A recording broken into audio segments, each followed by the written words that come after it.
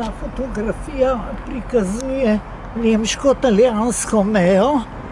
Na eni strani ceste italijanska, na eni strani nemška. To je bilo in flagranti fotografiran, strogo, ker če bi ga dobili, bi šel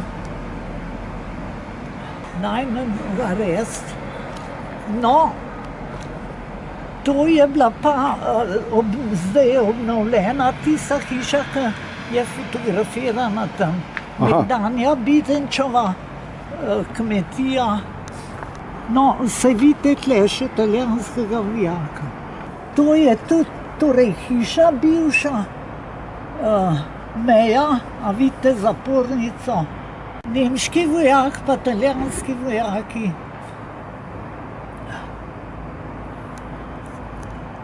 In kako se ta kraj imenuje? Ja, Podgora, to je bila bivša Podgoro, ne Podgora. Vas Podgora, vse, kar vidite tle spodaj, je bila nekdaj vas Podgora. To je zdaj del Ljubljane. Ja, zdaj smo meščani. Kaj prikazuje ta fotografija? Podiranje hiš, ne. Vse tole je bilo podrt. Vse do ceste je bilo podrt. Desno je Andreja Bitenca, dol je pa Celovška cesta. In kdo je to podiral?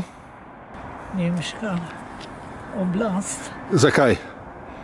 Zato, ker so prvič bili prepričani, da bojo vojno dobili in bo ta meja med Italijo in Nemčijo. Drugič pa, ker so ljudje tihotapili.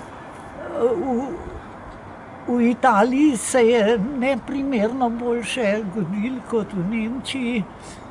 Si več artiklov dobil. Drugič so bile pa že partizanske enote, ki so pač prehajale čez mejo. Ne ravno v vasi, ampak kjer so bili gozdovi. Čez noč in dan so morali spakirati, pa jeti. So rekli, da je stara ata, rekel, no, zdaj sem pa berač. Seveda se je tudi res bil, ker ni imel nobene imovine več, ne. No, imel je še njive, pa gozdove, ampak doma svojega pa ni imel, pa delavnice.